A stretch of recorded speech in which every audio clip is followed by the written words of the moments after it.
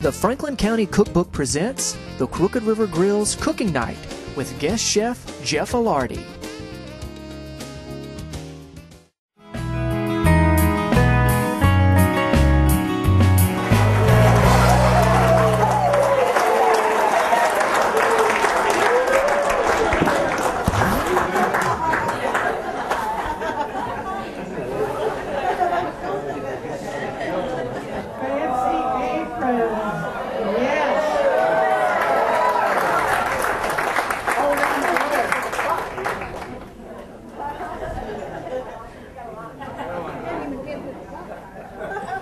What's the Spanish word for fish?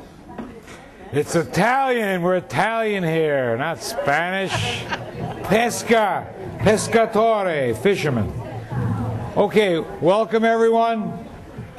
I'm going to talk to you a little bit about what we do in New Jersey on Sunday dinner.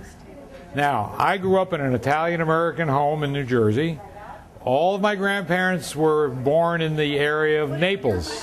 Were born in the Naples area of Italy, an area called Campania and also the Mezzogiorno, and they all emigrated in the early 1900s.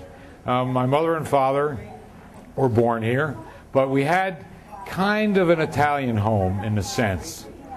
Food was extremely important.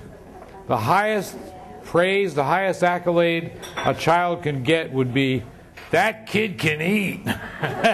And I took that to heart, as you can see. But my dad had a butcher shop. We lived above the butcher shop. And a couple of things here I wanted to show you about. This is my dad's mallet that he used to pound veal and beef and me in the head once in a while. This was his steel, used to put a blade on a knife. So, and I also have his butcher block, but it weighs about 500 pounds, and my buddy John refused to come and help me with it. I don't know why. But anyway, I'm going to show you a little bit of what we used to eat. Thank you. Tell us what the mallet is made of. Okay, that's interesting. This mallet was made from a knot of an oak tree that was in a forest in Irvington, New Jersey, and the forest later became an amusement park called Olympic Park, and later became a housing development. But this knot survives. Right. Now, we would often have the dinner you're going to have tonight, the chopped antipasto that was finely chopped. That was my dad's favorite. He always made that. He would add some anchovies to it, but we didn't put any in today because a lot of people don't like them. The rest of the dinner is the traditional, what we used to call gravy. And in Italian, if you were going to get fancy, you might call it ragu, not the jarred sauce. All right. And this would be cooked early on Sunday and simmered for 3, 4, 5 hours. And our relatives would come over, and they'd come over around 10 in the morning, and they'd start picking at the food in the pot already. And then when it came time for dinner, they'd say, "I don't know why I can't eat anymore." And you would say, "You've been eating all day." So this was a traditional dinner. Now I'm going to show you how to make one of the things in this dinner, which is called, in the Italian-American kind of way of speaking, braciole, which also has some other connotations we won't get into now. But the braciole, you got to know one thing: Italian-Americans drop the endings off of every word. So technically it would be braciole, but we never said that. It was braciole. And the interesting thing about the braciole is that this was the thing in that pot of sauce that everybody wanted. And there was never enough. But I think tonight you're going to have enough. So before I start demonstrating, I just want to say a couple things. I want to thank Nola and her whole staff. They were great, wonderful. And I had a great time cooking in the kitchen a little bit. And please, when you leave, please remember to be generous with your servers. They work for tips, so be generous, please. Now I'm going to show you a little bit. I'm going to put the microphone down, so basically I'm going to try to yell, and so you can hear me. Okay. Now, the braciole is basically a slice of beef. And I usually use a round steak slice because it makes for a bigger slice, and you can cut it into several pieces. Today we have a piece of eye of the round, which is a better piece of meat, but not what we usually use because we use a bigger slice. But this will be fine. Now the first thing you do with this, you can get your butcher to slice it. If you have a really good butcher, he'll even pound it for you. But I'm going to pound it because this is my dad's mallet. So we pound it flat, get it about, maybe 1/8 of an inch, and don't knock anything over while you're pounding it. And it's very simple. Let's get that heated. You gotta put some olive oil. Yeah, let's put that on. Get it hot. Okay. Now I've put some extra virgin olive oil in the pot. You don't have to use extra virgin olive oil, but use olive oil. It works better and it gives it a little bit more of a flavor. Okay, now if you can see this is the slice of round steak, in this case eye of the round. If you use a piece of round steak, it's about that big, but this will be fine. Now, about 1/8 of an inch thick. Now you take a piece of bacon. That was our own little family touch. Real Italians, or as we call them, probi Italians, might use pancetta, but we use bacon because that's what we had in my father's store. Lay a piece of bacon lengthwise along the meat, like that. Then you want to chop up a little garlic. I'm just going to chop a little because I like to chop garlic. You know how to do it? You flatten it out like that. You take off the peel, the shell. I always like to cut off that little kind of root at the end, and then just chop it up fine.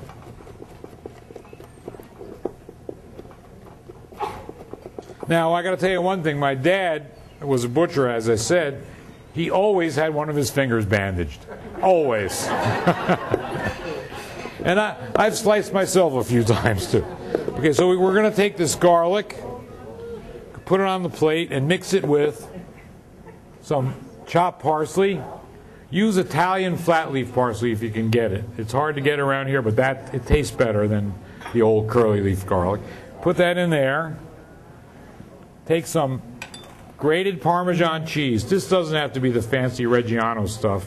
You could use any grated Parmesan cheese because you're going to be cooking it anyway.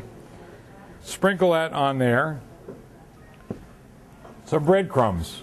I usually use plain. You could use seasoned Italian if you favor it. Just sprinkle them in there so you have like just a nice little coating of breadcrumbs, parsley and garlic. And it's all inside because you're going to roll this up. Salt and pepper. Thank you, dear. I rely heavily on Caroline to give me advice when I start forgetting things. A little salt and pepper, not too much.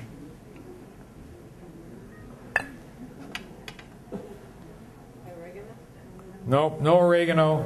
The only herb in there is the parsley, really. The meat takes on, well, I'll tell you after I cook it what will happen to it.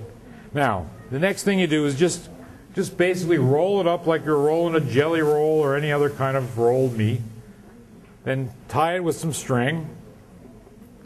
My mother used to use toothpicks, and I think it was because she wanted to see somebody choke on one once in a while. Because if the toothpicks got buried in the brajol, it's like, uh-oh, what's that? So string is really better. Tie your string, give it a little snip so this doesn't start a little fire in your frying pan. Do two ends. If you're using a much bigger piece of meat, you might want to use 3. Tie it up. I just tie a simple double knot. Of course, my dad, as a butcher, he tied all kinds of fancy knots, but he never taught me to be a butcher. He said, "Son, you're going to school." And I became a lawyer. And my parents had 3 children, and they never went to school themselves. They had 2 lawyers and a college professor. That was the first generation of Italian immigrants. They knew something about education. Okay, now if the oil is hot, let's see if it's. Oh, I'm sorry. That is the completed brajol. Okay, now let's get this. We got to get this oil heated a little more. if we can. Oh, it went off. I need a little help here. It's going to have to light it, so turn it back off. Well, Turn it back off, Jeffrey. Turn it off, Jeffrey. let's see. That's got to be hot. Well, what I was trying to say, the oil should be hot enough to sizzle as soon as you... Thank you. Thank you. The oil should be hot enough to sizzle when you drop in a little piece of breadcrumb or something like that. Just throw a little bit in there, and if it sizzles, not ready yet. Well, while this is heating up, growing up in an Italian-American background family, one of the interesting things was about food. A lot of it was about food. For instance, my grandfather lived with us for a while, had to have every day of his life lentil soup, and okay, that's good. Okay, it's ready. I need a fork. All right, I'll use a knife. It's all right. Now, you want to brown this brajol. Get it brown on all sides. And what you're going to do when it's brown is you're going to plunge it right into your tomato sauce, your gravy, and it's going to cook in there for 2 or 3 hours till it gets almost falling apart tender. Then you serve it with the rest of the meat as you're going to get today. And we used to slice it into, like thirds or even smaller than that. And but you can eat it any way you want. That's one of the glorious things about it. No, I'm good. Thank you. But you don't want to burn it, so this is just about done. Okay. Yep. Okay. This is basically the completed brajol, but for the 2 hours it's going to spend bathing in the tomato sauce. And that's it. That's...